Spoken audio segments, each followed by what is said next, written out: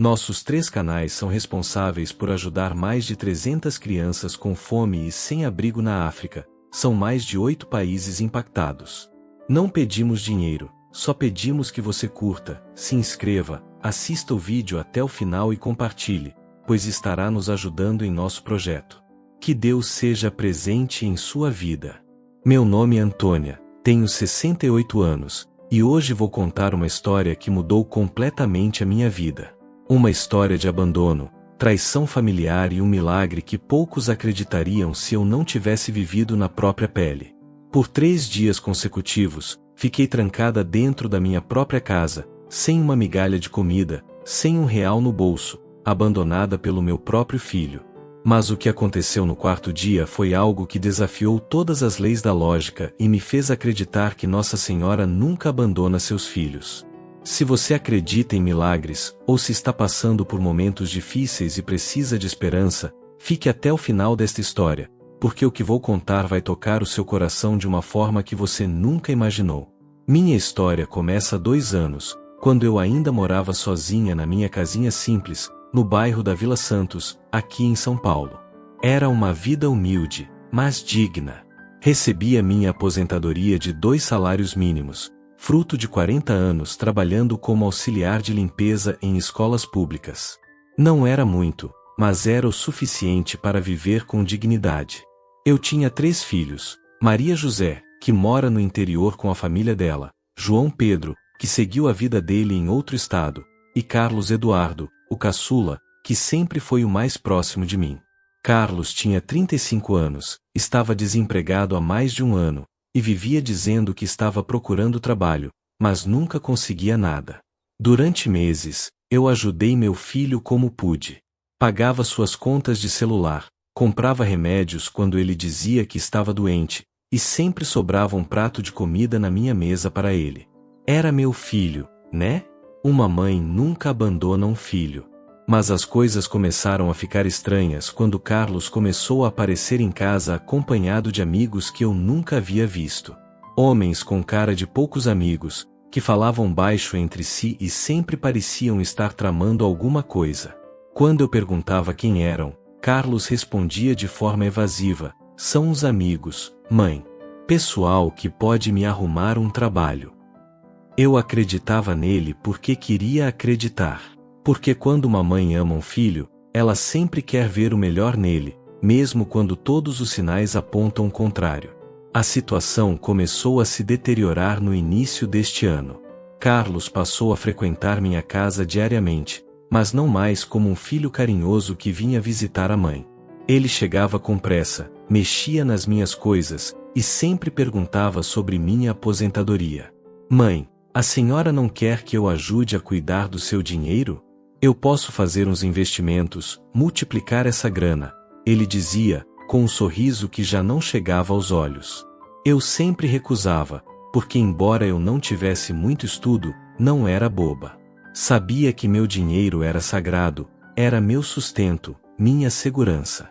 Mas Carlos insistia, e com o tempo, suas insistências foram se tornando mais agressivas. Um dia, ele chegou em casa acompanhado de 2 homens que eu nunca tinha visto.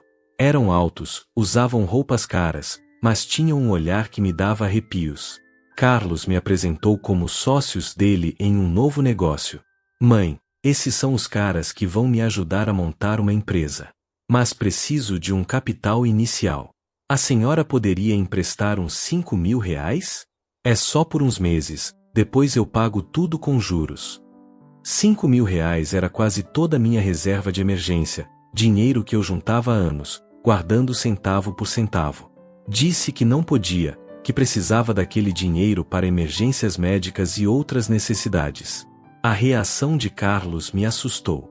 Ele bateu o punho na mesa da minha cozinha e gritou: "A senhora nunca fez nada por mim. Sempre foi egoísta. Agora que eu tenho uma chance de melhorar de vida, a senhora me sabota." Os 2 homens apenas observaram a discussão, mas o olhar deles sobre mim mudou. Não era mais indiferença. Era algo que parecia uma ameaça velada. Nas semanas seguintes, Carlos intensificou a pressão. Ele aparecia em casa quase todos os dias, sempre com a mesma conversa sobre o dinheiro. Mas agora, suas visitas vinham acompanhadas de pequenas crueldades. Ele começou a criticar minha casa, dizendo que eu vivia como uma indigente e que deveria aproveitar melhor meu dinheiro. Mexia nos meus armários, abria minhas gavetas, e sempre fazia comentários sobre como eu acumulava coisas inúteis. Um dia, encontrei ele mexendo na minha cômoda, onde eu guardava alguns documentos importantes. Quando perguntei o que estava fazendo, ele disse que estava organizando minhas coisas. Mãe, a senhora precisa de ajuda para cuidar da sua vida. Está ficando esquecida, desorganizada. Que tal se eu cuidasse das suas finanças? Seria melhor para todo mundo. Eu recusei novamente, mas percebi que algo havia mudado no comportamento do meu filho. Ele não era mais o Carlos que eu conhecia. Havia uma frieza nos olhos dele, um calculismo que me dava medo. Nessa época, comecei a rezar mais intensamente.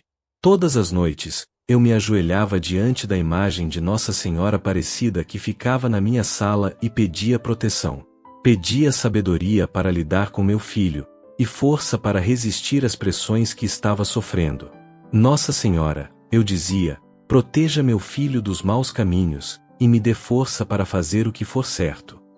Se você está gostando desta história e quer ver mais conteúdos como este, que mostram como a fé pode transformar as situações mais difíceis, se inscreva no canal e ative o sininho para não perder nenhum vídeo. A situação chegou ao limite em uma terça-feira do mês passado. Carlos apareceu em casa mais cedo que o normal, por volta das 10 da manhã, acompanhado dos mesmos 2 homens de sempre. Mas dessa vez, eles não vieram para conversar. Mãe, a gente precisa resolver essa situação hoje, disse Carlos, com uma voz que eu nunca tinha ouvido antes. Era fria, determinada, quase cruel. Um dos homens se sentou na minha poltrona sem pedir licença, enquanto o outro ficou de pé, encostado na parede, observando. Carlos puxou uma cadeira e se sentou bem na minha frente. É assim, Dona Antônia, disse o homem da poltrona. Seu filho nos deve uma grana. Bastante grana. E ele nos disse que a senhora ia ajudar ele a quitar essa dívida. Senti o chão fugir dos meus pés. Que dívida? Carlos, do que esse homem está falando? Meu filho desviou o olhar. Mãe, eu me meti em algumas paradas.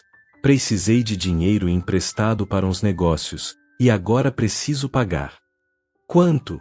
Perguntei, já temendo a resposta. 20 mil reais, respondeu o homem da poltrona, com uma calma assustadora. 20 mil reais. Era mais de 10 vezes o valor da minha aposentadoria. Era impossível. Eu não tinha essa quantia, e mesmo que tivesse, seria loucura entregar para aqueles homens. Eu não tenho esse dinheiro, disse, tentando manter a voz firme. E mesmo que tivesse, não é minha responsabilidade pagar as dívidas do meu filho. O clima na sala mudou instantaneamente. O homem que estava de pé se aproximou, e o que estava sentado se inclinou para a frente. Dona Antônia, a senhora não está entendendo a situação, disse o homem da poltrona. Seu filho assinou um contrato conosco. E no contrato, ele colocou esta casa como garantia. Meu mundo desabou naquele momento. Olhei para Carlos, procurando algum sinal de que aquilo era mentira, mas vi apenas culpa e desespero em seus olhos. Carlos, me diz que isso não é verdade, supliquei. Ele abaixou a cabeça.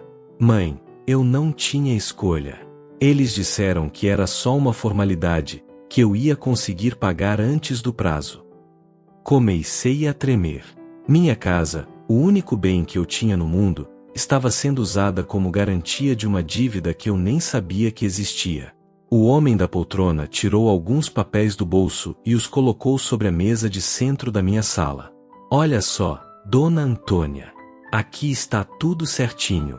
Seu filho assinou, reconheceu firma, tudo legal. A casa é nossa se a dívida não for paga até o final do mês. Peguei os papéis com as mãos tremendo. Eram documentos que eu não conseguia entender direito, mas via a assinatura de Carlos em várias páginas. E o pior, Via também uma cópia do documento da minha casa. Como vocês conseguiram os documentos da minha casa? Perguntei, olhando para Carlos. Ele não respondeu, mas eu já sabia a resposta. Lembrei de todas as vezes que o havia encontrado mexendo nas minhas coisas, organizando meus papéis. Mas a senhora pode resolver isso facilmente, continuou o homem. A senhora tem uma aposentadoria boa, pode fazer um empréstimo consignado, usar o FGTS, vender umas coisinhas. 20 mil reais não é nada para quem tem uma casa dessas. Era nada? 20 mil reais era praticamente toda a minha vida financeira. Era minha segurança, minha tranquilidade, meu futuro. E se eu não conseguir esse dinheiro? Perguntei, já sabendo a resposta. Então a casa vira nossa, e a senhora vai ter que procurar outro lugar para morar, respondeu o outro homem, pela primeira vez falando durante toda a conversa. Olhei para Carlos, esperando que ele interviesse, que dissesse alguma coisa em minha defesa. Mas ele apenas ficou calado, olhando para o chão. Carlos, você está disposto a me tirar da minha própria casa? Perguntei, com a voz embargada. Ele levantou os olhos pela primeira vez. Mãe, se a senhora me ajudar agora, eu prometo que nunca mais vou me meter em problemas. Vai dar tudo certo. Mas eu já não acreditava mais nas promessas do meu filho. Depois que os homens foram embora, Carlos ficou mais alguns minutos comigo. Eu esperava alguma palavra de consolo, algum pedido de desculpas, algum sinal de que ele reconhecia a gravidade do que havia feito. Mas ao invés disso, ele se mostrou ainda mais frio. Mãe, a senhora tem uma semana para conseguir o dinheiro. Eu sugiro que procure um despachante para fazer o empréstimo consignado ainda hoje. Quanto mais a senhora demorar, pior vai ficar. Carlos, como você pôde fazer isso comigo? Eu que te criei, te amei, te ajudei quando ninguém mais ajudava. A vida é assim, mãe. Todo mundo tem que se virar. A senhora sempre foi muito acomodada, muito conformada com pouco. Talvez isso seja um empurrão para a senhora correr atrás das coisas. Não consegui acreditar no que estava ouvindo. Meu próprio filho estava me culpando pela situação que ele mesmo havia criado. Se você não conseguir esse dinheiro, eu vou perder minha casa, disse, numa última tentativa de apelar para o coração dele. A senhora não vai perder nada. Vai só ter que se mudar. Pode alugar um apartamento menor, mais barato. Pode até ser melhor. Naquele momento, olhando para meu filho falar com tamanha frieza sobre me tirar de casa, percebi que eu não o conhecia mais. O Carlos que estava ali não era o menino que eu havia criado, não era o jovem que eu havia ajudado em todos os momentos difíceis. Depois que ele saiu, fiquei sozinha na minha sala, segurando os papéis da dívida, tentando entender como minha vida havia virado de cabeça para baixo em questão de minutos. Foi então que me ajoelhei diante da imagem de Nossa Senhora Aparecida e chorei como não chorava há anos. Nossa Senhora, eu não sei mais o que fazer. Meu próprio filho me traiu, me abandonou. Estou sozinha, com medo, e não tenho para onde ir. Se a senhora puder me ajudar de alguma forma, eu imploro que me ajude. Nos dias seguintes, tentei desesperadamente encontrar uma solução. Fui ao banco para perguntar sobre o empréstimo consignado, mas descobri que o valor máximo que eu poderia conseguir era 15 mil reais, e ainda assim teria que comprometer quase toda a minha aposentadoria pelos próximos 5 anos. Liguei para minha filha Maria José, no interior, e expliquei a situação. Ela ficou indignada com Carlos, mas não tinha condições de me ajudar financeiramente. Estava passando por dificuldades próprias, com o marido desempregado e 2 filhos pequenos. João Pedro, meu filho do meio, estava morando no Rio Grande do Sul e também não tinha como me ajudar. Além disso, ele nunca teve um relacionamento muito próximo comigo. Me vi completamente sozinha, sem ter para quem recorrer. Durante esses dias, Carlos continuou aparecendo em casa, mas agora não mais como filho. Ele vinha como cobrador. Perguntava se eu já tinha conseguido dinheiro, se havia ido ao banco, se tinha conversado com alguém que pudesse me emprestar. Mãe, o prazo está acabando. A senhora precisa se mexer, ele dizia, sem demonstrar qualquer compaixão pela minha situação. Um dia, Ele chegou em casa e disse que havia boas notícias. Mãe, conversei com o pessoal, e eles toparam fazer um acordo. Se a senhora conseguir R$ 10.000 até sexta-feira, eles aceitam quitar a dívida e devolvem os papéis da casa. R$ 10.000 ainda era uma quantia impossível para mim, mas era melhor que 20.000. Corri atrás de todas as possibilidades. Tentei antecipar minha aposentadoria, procurei agiotas, que cobravam juros absurdos, até pensei em vender alguns móveis da casa. Mas quando chegou a sexta-feira, eu havia conseguido apenas R$ 3.000, vendendo algumas joias que eram herança da minha mãe. Se você está acompanhando esta história e sente que Nossa Senhora já fez algum milagre na sua vida, deixe um comentário contando sua experiência e se inscreva no canal para fortalecer nossa comunidade de fé. Quando Carlos soube que eu havia conseguido apenas R$ 3.000, sua reação foi de pura irritação. Só isso, mãe? A senhora teve uma semana inteira. Carlos, eu tentei tudo. Vendi até as joias da sua avó. Não tenho mais nada para vender, não consigo mais empréstimos. Então a senhora não se esforçou o suficiente, ele disse, com uma crueldade que me cortou o coração. Naquele dia, Carlos saiu de casa dizendo que ia resolver a situação com os credores. Disse que voltaria no domingo para me dar uma resposta final. O final de semana foi o mais longo da minha vida. Passei o sábado e o domingo rezando, pedindo um milagre, pedindo que Carlos voltasse com uma boa notícia, pedindo que tudo aquilo fosse apenas um pesadelo. Na segunda-feira de manhã, Carlos apareceu em casa acompanhado dos 2 homens de sempre. Mas dessa vez, eles trouxeram mais gente, 2 homens maiores, que pareciam segurança. Mãe, infelizmente o pessoal não aceitou os R$ 3.000, disse Carlos, evitando olhar diretamente para mim. Eles querem o valor total até hoje, ou então vão tomar posse da casa. Carlos, pelo amor de Deus, fala com eles. Explica que eu sou sua mãe, que eu não tenho esse dinheiro. Mas Carlos se manteve calado enquanto o homem da poltrona falou. Dona Antônia, a senhora tem até às 6 da tarde de hoje para trazer os R$ 10.000. Se não trouxer, amanhã de manhã a senhora vai ter que sair da casa. Sair para onde? Essa é minha casa, é o único lugar que eu tenho. Isso não é problema nosso, Dona Antônia. A senhora teve tempo suficiente para se organizar. Olhei para Carlos, implorando com os olhos que ele fizesse alguma coisa, que não deixasse aquilo acontecer. Mas ele desviou o olhar e disse: Mãe, a senhora pode ficar na casa da Maria José por uns tempos, até se organizar.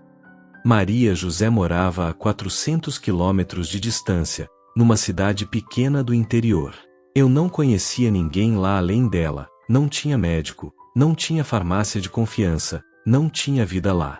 Carlos, você está expulsando sua própria mãe de casa, disse, numa última tentativa de apelar para o que restava de humanidade nele. Eu não estou expulsando ninguém, mãe. As consequências dos atos são assim mesmo. Depois que todos saíram, fiquei sozinha com uma sensação de vazio que nunca havia sentido antes. Era como se minha vida inteira tivesse perdido o sentido de uma hora para outra. Liguei para Maria José e contei tudo o que estava acontecendo. Ela chorou ao telefone e disse que eu poderia ficar na casa dela o tempo que fosse necessário, mas eu sabia que isso seria apenas uma solução temporária. Ela não tinha condições de me sustentar indefinidamente. Passei o resto do dia tentando pensar em alternativas, mas minha mente estava confusa, desesperada. Não conseguia pensar com clareza. No final da tarde, Carlos voltou sozinho.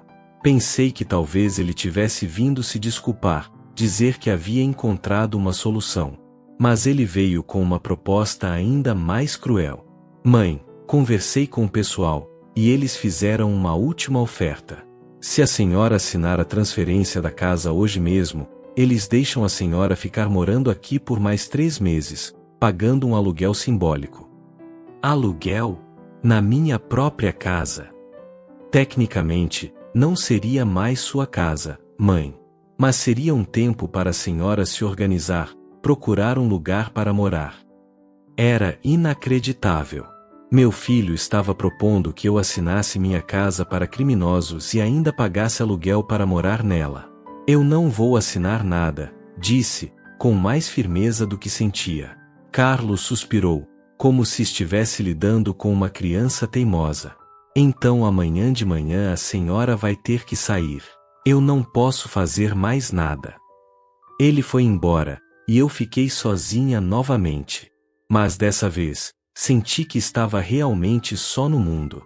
Naquela noite, não consegui dormir. Fiquei andando pela casa, olhando cada canto, cada móvel, cada recordação. Era como se estivesse me despedindo de toda a minha vida. Na terça-feira de manhã, os homens voltaram. Mas dessa vez, vieram acompanhados de um chaveiro. Dona Antônia, a senhora decidiu o que vai fazer? Perguntou o líder do grupo. Eu não tenho dinheiro, disse, tentando manter a dignidade. Então vamos ter que pedir para a senhora sair. Sair para onde? Eu não tenho para onde ir. Isso não é problema nosso. A senhora teve tempo para se organizar. Foi então que Carlos apareceu. Pensei que talvez ele tivesse vindo me defender, me proteger, fazer alguma coisa para impedir aquela humilhação. Mas ele veio apenas para assistir. Carlos, você vai deixar eles me tirarem daqui? Perguntei, numa última tentativa. Mãe, eu avisei que ia dar nisso. A senhora é que não quis me ouvir. Naquele momento, senti que meu coração se partiu definitivamente. Não era apenas a perda da casa. Era a perda do meu filho, da minha família, da minha dignidade. Os homens me deram meia hora para pegar algumas roupas e objetos pessoais. Peguei apenas o essencial, algumas mudas de roupa, meus remédios, meus documentos e a imagem de Nossa Senhora Aparecida. Quando estava saindo de casa, carregando uma pequena mala, Carlos se aproximou. Mãe, eu deixei R$ 200 debaixo da sua cama. É para a senhora pagar uma pensão por alguns dias, até conseguir se organizar. R$ 200. Era o que meu filho achava que eu valia depois de uma vida inteira de sacrifícios por ele. Não respondi. Apenas peguei minha mala e saí da casa onde havia morado por mais de 20 anos. Saí de casa sem saber para onde ir. Com R$ 200 no bolso, uma mala pequena e o coração despedaçado. Minha primeira reação foi procurar uma pensão barata onde pudesse ficar alguns dias enquanto pensava no que fazer. Encontrei um lugar no centro da cidade onde cobravam R$ 20 por dia por um quarto minúsculo e sujo, com banheiro compartilhado. Era degradante, mas era o que eu podia pagar. Nos primeiros dias, fiquei em estado de choque. Não conseguia acreditar que minha vida havia mudado tão drasticamente. Passava horas deitada na cama da pensão, olhando para o teto manchado, tentando entender onde eu havia errado como mãe. Será que tinha mimado demais Carlos? Será que deveria ter sido mais dura com ele quando era criança? Será que os outros filhos tinham razão quando diziam que eu sempre protegi demais o caçula? Essas perguntas martelavam na minha cabeça dia e noite. No terceiro dia na pensão, meu dinheiro estava quase acabando. Precisava tomar uma decisão. Ou ligava para Maria José e pedia ajuda para ir para o interior, ou tentava encontrar alguma forma de sobreviver em São Paulo. Decidi tentar ficar em São Paulo. Aqui era minha cidade, onde eu conhecia as ruas, onde tinha meus médicos, minha vida. Ir para o interior seria como começar tudo do zero aos 68 anos. Com apenas R$ 50 sobrando, precisei deixar a pensão e procurar alternativas ainda mais baratas. Foi assim que conheci Dona Joaquina, uma senhora de 70 anos que alugava um pequeno cômodo nos fundos da casa dela por R$ 10 por dia. Era um espaço minúsculo, sem janela, com apenas uma cama de solteiro e um pequeno armário. Mas era limpo e seguro. Dona Joaquina se tornou minha primeira aliada nessa nova fase da vida. Ela também era aposentada e entendia as dificuldades de uma pessoa da nossa idade. Filha, ela me disse no primeiro dia, a vida às vezes nos coloca em situações que a gente nunca imaginou. Mas o importante é não desistir. Com o aluguel a R$ 10 por dia, eu precisava de R$ 300 por mês só para ter onde dormir. Minha aposentadoria ainda estava bloqueada por causa da dívida que Carlos havia contraído. Descobri depois que ele havia usado meus dados para conseguir empréstimos, e eu precisava encontrar uma forma de ganhar dinheiro. Aos 68 anos, sem experiência profissional recente, não era fácil encontrar trabalho. Comecei oferecendo meus serviços como diarista, mas a competição era grande e muitas pessoas preferiam contratar mulheres mais novas. Dona Joaquina sugeriu que eu tentasse vender doces na rua. Você faz uns docinhos caseiros e vende na praça. Sempre tem gente procurando um docinho gostoso, ela disse. Com os últimos R$ 20 que me sobravam, comprei os ingredientes para fazer brigadeiros e beijinhos. Passei a noite inteira fazendo os doces na pequena cozinha de Dona Joaquina. No dia seguinte, saí para as ruas com uma bandeja de doces, esperando conseguir alguns trocados. Vender doces na rua foi uma das experiências mais humilhantes da minha vida. Não pela atividade em si, que é digna e honesta, mas pela forma como algumas pessoas me tratavam. Muita gente passava por mim como se eu fosse invisível. Outros faziam cara de nojo quando eu oferecia os doces. Alguns até faziam comentários maldosos. Olha só, uma velha vendendo docinho na rua. Onde é que esse país vai parar? Mas também encontrei pessoas bondosas. Dona Carmen, que tinha uma barraca de verduras na feira, sempre comprava alguns doces meus e ainda me indicava para outras pessoas. O docinho da Dona Antônia é uma delícia, ela dizia. Feito com muito carinho. Nos melhores dias, eu conseguia vender toda a minha produção e ganhar entre 15 e R$ 20. Nos piores dias, voltava para casa com quase todos os doces intactos. Era pouco dinheiro, mas era meu dinheiro, conquistado com dignidade. Durante esse período, tentei várias vezes entrar em contato com Carlos, mas ele havia mudado o número do celular. Quando consegui falar com ele através de uma conhecida, ele foi frio e direto. Mãe, a senhora não deveria ter sido tão teimosa. Agora é tarde demais para voltar atrás. Essa foi a última vez que falei com meu filho. Para quem está acompanhando esta história e acredita no poder da oração, continue conosco porque o milagre que vou contar a seguir vai restaurar sua fé na bondade de Nossa Senhora. Durante esses dias difíceis, minha única companhia constante era minha fé. Todas as manhãs, antes de sair para vender os doces, eu me ajoelhava diante da imagem de Nossa Senhora Aparecida e conversava com ela como se fosse uma amiga íntima. Nossa Senhora, eu dizia, eu sei que a Senhora está comigo, mesmo quando tudo parece perdido. Me dê força para continuar, me mostre o caminho. Às vezes, quando a tristeza apertava demais, eu pegava meu terço e rezava na praça mesmo, enquanto esperava os clientes. As pessoas passavam, algumas olhavam com curiosidade, outras com compaixão. Foi assim que conheci Padre José, um jovem sacerdote que passava pela praça todos os dias a caminho da igreja. Ele sempre cumprimentava as pessoas com um sorriso genuíno, e um dia parou para conversar comigo. A senhora sempre está aqui com seu terço na mão, ele disse. Posso perguntar o que a leva a rezar tanto? Contei minha história para o Padre José. Ele me ouviu com atenção e compaixão, sem me julgar, sem dar conselhos vazios.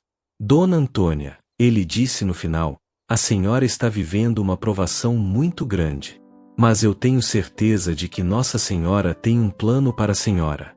Continue firme na fé. Padre José me convidou para participar da missa diária na sua igreja. Venha quando puder, ele disse. A casa de Deus está sempre aberta, e a oração comunitária fortalece nossa fé. Comecei a frequentar a igreja diariamente. Saía cedo de casa, assistia à missa das 7 da manhã, e depois ia para a praça vender meus doces. Na igreja, encontrei outras pessoas que também estavam passando por dificuldades. Formamos uma pequena comunidade de apoio mútuo, orando uns pelos outros, dividindo nossas angústias e nossas esperanças. Há 3 semanas, aconteceu algo que mudou completamente o rumo da minha história. Eu estava na praça, como sempre, vendendo meus doces e rezando meu terço, quando uma senhora elegante se aproximou. Ela usava roupas finas, mas tinha um olhar bondoso.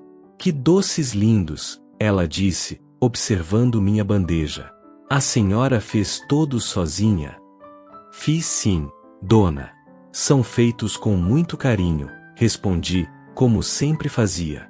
Ela comprou alguns brigadeiros e beijinhos, mas ao invés de ir embora, puxou conversa. A senhora vende aqui todos os dias? Vendo sim, dona. É meu ganha-pão. Posso perguntar seu nome? Antônia, para servi-la. Muito prazer, dona Antônia. Meu nome é Helena.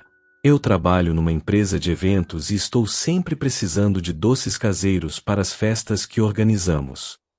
Meus olhos brilharam. Seria possível que Nossa Senhora estava me enviando uma oportunidade? A senhora faria doces por encomenda, continuou Helena. Claro que faria. Faço brigadeiro, beijinho, cajuzinho, cocada, tudo que a senhora precisar. Helena sorriu. Que bom! Olha, semana que vem tem uma festa de 15 anos e vou precisar de 300 docinhos variados. A senhora toparia fazer? 300 docinhos. Era mais do que eu vendia numa semana inteira na praça. Topo sim. Quanto a senhora pagaria? Pago R$1,50 por docinho. São R$450 no total. Quase desmaiei. R$450 de uma vez só. Era mais do que eu ganhava em um mês vendendo na praça. Helena me deu o telefone dela e marcamos de conversar no dia seguinte para acertar os detalhes. Quando ela foi embora, me ajoelhei ali mesmo na praça e agradeci a Nossa Senhora. Obrigada, minha Mãe Santíssima. A senhora não me abandonou. Passei a noite toda acordada, planejando como fazer 300 docinhos com perfeição. Calculei os ingredientes, organizei o tempo de preparo, imaginei como embalaria tudo. No dia seguinte, liguei para Helena e acertamos todos os detalhes. Ela queria 100 brigadeiros, 100 beijinhos e 100 cajuzinhos, todos bem caprichados. O pagamento seria na entrega, na sexta-feira. Com os últimos R$15 que eu tinha, comprei apenas parte dos ingredientes. Precisaria vender alguns doces durante a semana para conseguir comprar o resto. Dona Joaquina, que havia acompanhado minha luta desde o início, ofereceu sua cozinha para eu trabalhar à vontade. Filha, essa é sua grande chance. Vamos fazer tudo direitinho. Durante 3 dias, trabalhei intensamente. Levantava às 5 da manhã, fazia uma fornada de doces, saía para vender alguns na praça para conseguir dinheiro para comprar mais ingredientes, voltava e fazia outra fornada. Dona Joaquina me ajudava como podia, lavando louça, organizando as embalagens, dando sugestões. Foi como ter uma mãe ao meu lado naquele momento tão importante. Na quinta-feira à noite, estava tudo pronto. 300 docinhos perfeitos, cada um embalado com carinho, organizados em bandejas bonitas que Helena havia me emprestado. Quando olhei para aquela produção, chorei de emoção. Não era apenas sobre o dinheiro.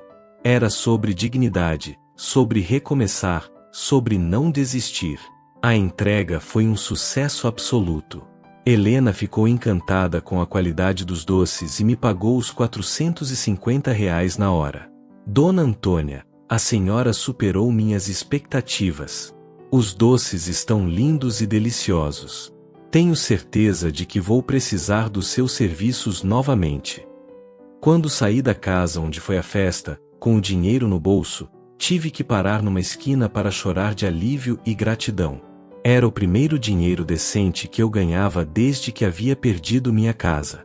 Com parte desse dinheiro, consegui quitar minha dívida com Dona Joaquina e ainda sobrou para comprar ingredientes para fazer mais doces para vender na praça. Mas o mais importante, Helena cumpriu sua promessa.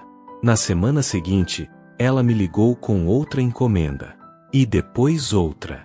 E mais outra. Em pouco tempo, eu não precisava mais vender na praça. Estava trabalhando exclusivamente com encomendas para a empresa de Helena. O dinheiro começou a entrar de forma mais regular, e pela primeira vez em meses, consegui dormir tranquila, sabendo que teria como pagar minhas despesas. Com o sucesso das primeiras encomendas, Helena me apresentou para outras pessoas do ramo de eventos. Logo, eu estava fornecendo doces para várias empresas diferentes. Minha pequena produção caseira na cozinha de Dona Joaquina se tornou insuficiente. Precisei me organizar melhor, comprar mais equipamentos, estabelecer uma rotina de produção. Helena, que havia se tornado mais que uma cliente, era uma verdadeira parceira, me sugeriu formalizar o negócio. Dona Antônia, a senhora tem talento e qualidade.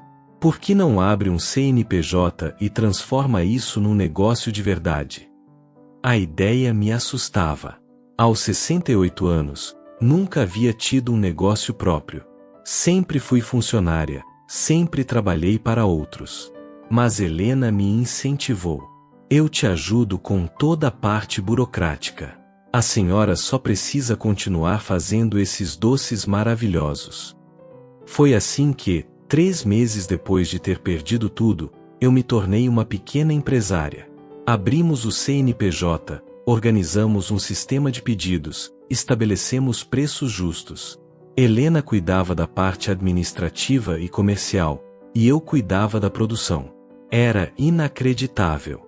Eu, que havia sido abandonada pelo próprio filho, que havia dormido numa pensão imunda, que havia vendido doces na rua, agora tinha meu próprio negócio. O negócio cresceu mais rápido do que imaginávamos. Em 6 meses, eu estava fornecendo doces para mais de 20 empresas de eventos. Havia contratado 2 funcionárias para me ajudar na produção, e Dona Joaquina havia se tornado minha sócia unooficial, cuidando da organização geral. Consegui alugar uma casa pequena, mas toda minha, onde montei uma cozinha profissional. Era simples, mas era limpa, organizada e funcional. Helena sugeriu que expandíssemos ainda mais, oferecendo não apenas doces, mas também salgados para eventos. Dona Antônia, a senhora tem uma habilidade natural para a gastronomia. Tenho certeza de que seus salgados seriam tão bons quanto seus doces. Comecei a experimentar receitas de salgados, coxinhas, pastéis, empadinhas, pães de queijo. Era um desafio novo, mas descobri que realmente tinha talento para a cozinha. Em pouco tempo, estava oferecendo um cardápio completo para eventos, doces, salgados, sucos, até mesmo refeições simples. O faturamento mensal havia chegado a um valor que eu nunca imaginei conseguir na minha idade. Não era rica, mas estava confortável, tinha segurança financeira e, mais importante, tinha dignidade. 8 meses depois de ter perdido minha casa, recebi uma ligação inesperada. Era Maria José, minha filha. Mãe, soube que a senhora está bem, que conseguiu se reerguer depois daquela situação com o Carlos. Estou sim, filha. Nossa Senhora me ajudou a encontrar um caminho. Mãe, eu queria falar sobre o Carlos. Ele está numa situação muito difícil. Meu coração disparou. Por mais que meu filho tivesse me causado tanto sofrimento, eu ainda era mãe dele. O que aconteceu? Ele está preso, mãe. Foram pegar ele e aqueles homens que andavam com ele. Parece que estavam envolvidos em muita coisa errada. Senti um misto de tristeza e alívio. Tristeza por saber que meu filho estava preso, mas alívio por confirmar que eu havia tomado a decisão certa ao não me envolver naqueles negócios escusos. E a minha casa? A casa foi confiscada pela polícia, mãe. Faz parte das investigações.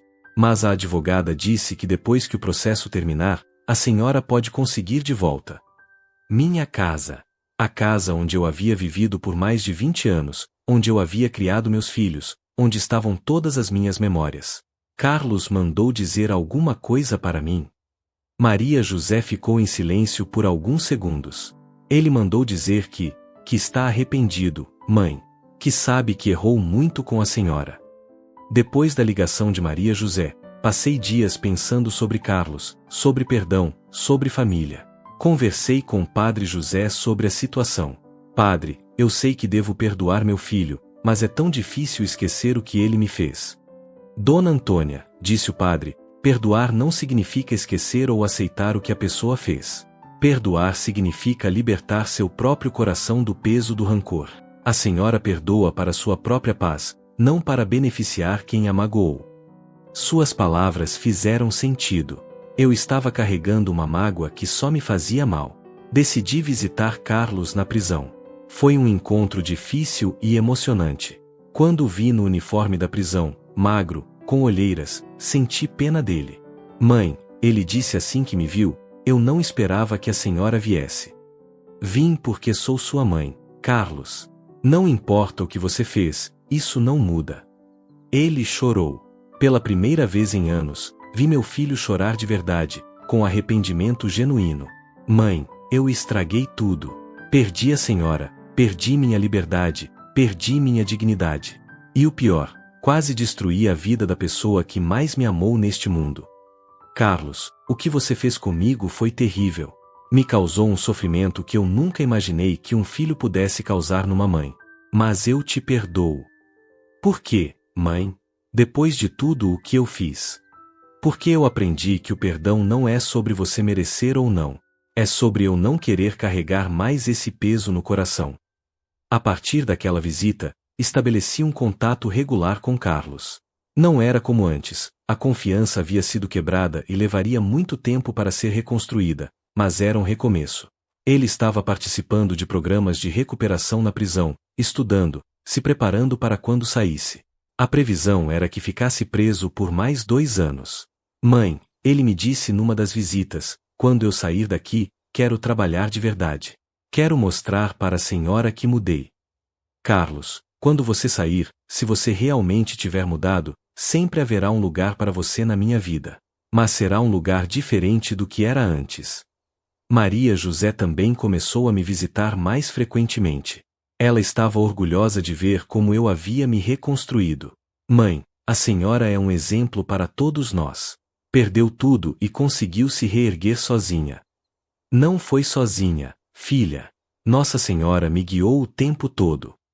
João Pedro, meu outro filho, também retomou contato. Ele havia soubido da situação através de Maria José e queria se reaproximar. Lentamente, minha família estava se reconstruindo, mas sobre bases mais sólidas e verdadeiras. Se você acredita que esta história é uma prova do amor incondicional de Nossa Senhora por seus filhos, deixe seu amém nos comentários e compartilhe este testemunho para que outras pessoas também encontrem esperança nos momentos difíceis. 1 ano e meio depois de ter perdido minha casa, recebi uma ligação da advogada que cuidava do processo criminal do Carlos. Dona Antônia, tenho uma boa notícia. O processo foi concluído, e a senhora pode requerer a devolução da sua casa. Era quase impossível acreditar. Minha casa, que eu pensava ter perdido para sempre, poderia voltar para mim. Mas, doutora, como isso é possível? A casa foi usada como garantia de forma ilegal, sem seu conhecimento ou consentimento. Além disso, foi comprovado que os documentos foram obtidos de forma fraudulenta. A senhora tem direito à restituição completa. Passei as semanas seguintes correndo atrás de toda a documentação necessária. Helena me ajudou com os trâmites burocráticos, e Padre José acompanhou o processo rezando conosco.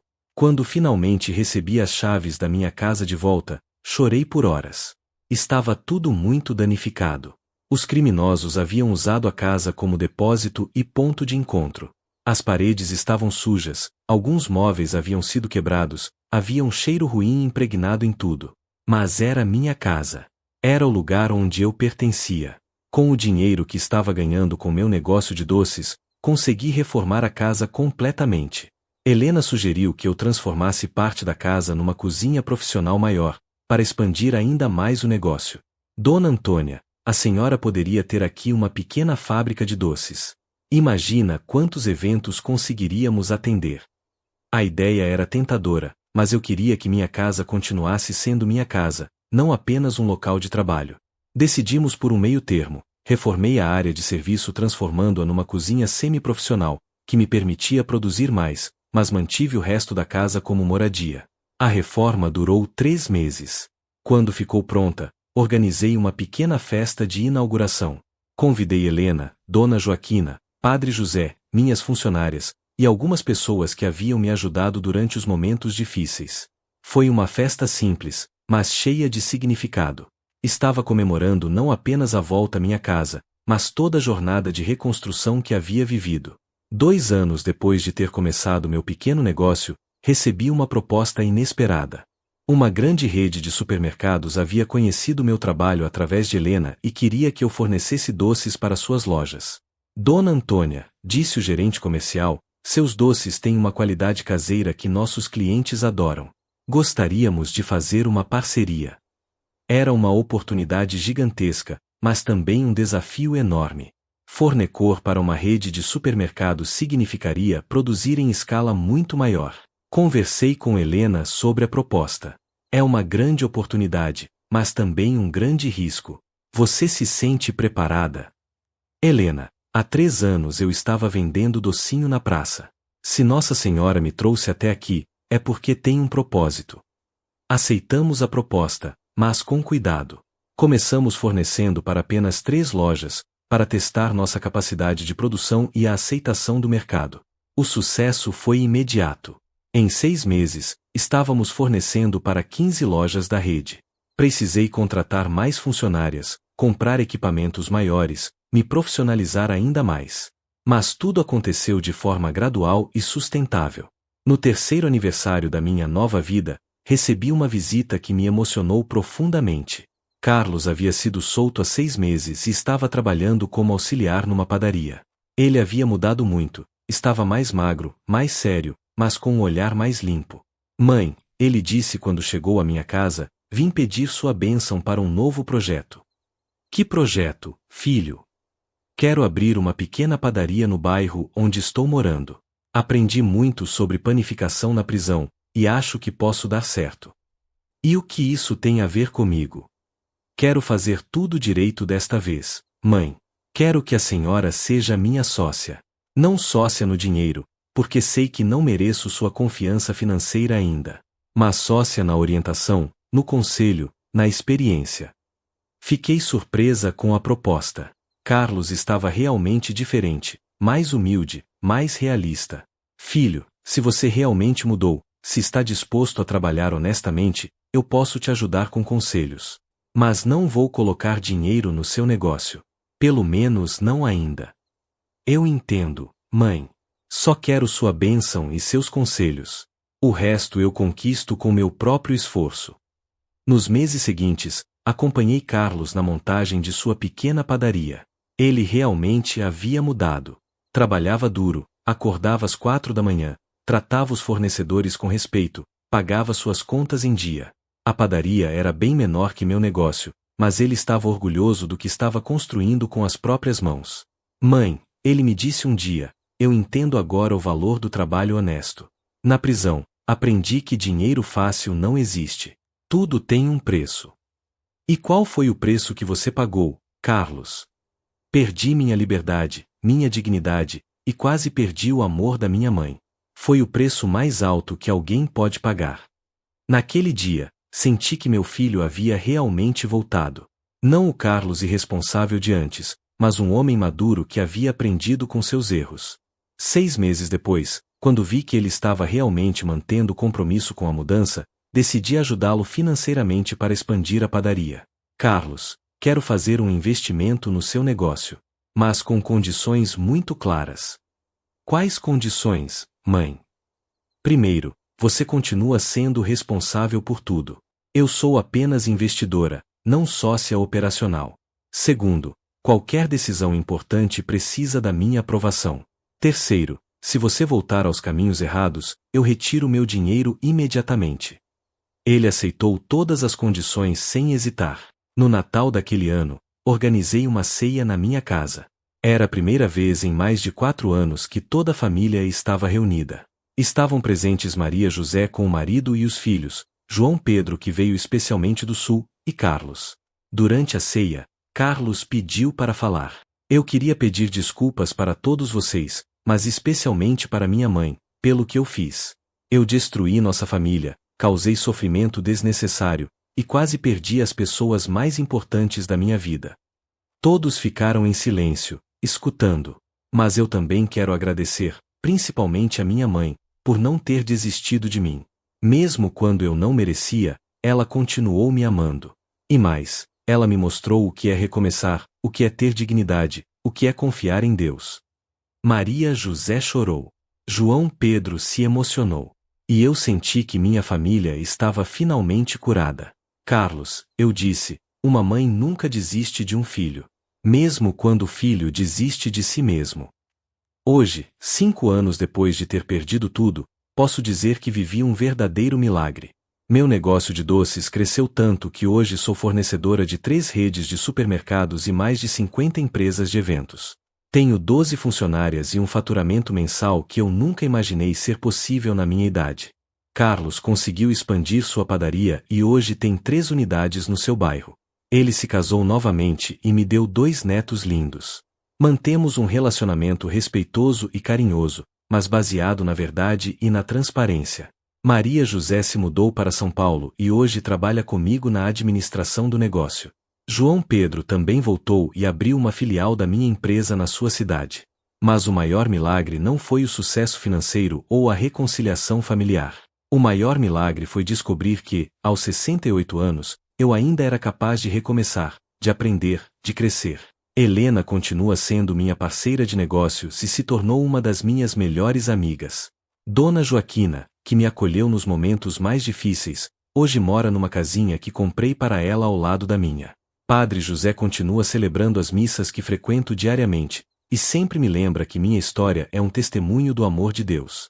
Quero terminar esta história com uma mensagem para todos que estão passando por momentos difíceis. Há 5 anos, eu estava dormindo numa pensão suja, vendendo doces na rua, abandonada pelo próprio filho, sem esperança, sem perspectiva. Se alguém tivesse me dito naquela época que eu me tornaria uma pequena empresária de sucesso, que recuperaria minha casa, que teria minha família de volta, eu não teria acreditado. Mas Nossa Senhora tinha outros planos para mim. Aprendi que os milagres não acontecem sempre da forma que esperamos. Às vezes, o milagre não é ter nossos problemas resolvidos magicamente. Às vezes, o milagre é receber força para resolver nossos próprios problemas. Aprendi que a fé não nos protege das tempestades da vida, mas nos dá força para atravessá-las. Aprendi que nunca é tarde demais para recomeçar, nunca somos velhos demais para sonhar, nunca estamos sozinhos demais para seguir em frente. E aprendi, principalmente, que o amor de uma mãe é capaz de perdoar até o imperdoável, e que o amor de Nossa Senhora por nós é ainda maior que o amor de qualquer mãe terrena. Se você está passando por dificuldades, não desista. Se você se sente abandonado, lembre-se de que Nossa Senhora nunca abandona seus filhos. Se você perdeu tudo, lembre-se de que sempre é possível recomeçar. Sua história pode parecer um final hoje, mas pode ser apenas o início de um novo capítulo ainda mais bonito. Tenha fé. Nossa Senhora está cuidando de você, mesmo quando parece que tudo está perdido. Se este testemunho tocou seu coração e fortaleceu sua fé, compartilhe com outras pessoas que precisam de esperança. E se inscreva no canal para continuar acompanhando histórias reais de milagres e transformação através da fé em Nossa Senhora. Que Nossa Senhora Aparecida abençoe a todos vocês e suas famílias. Amém.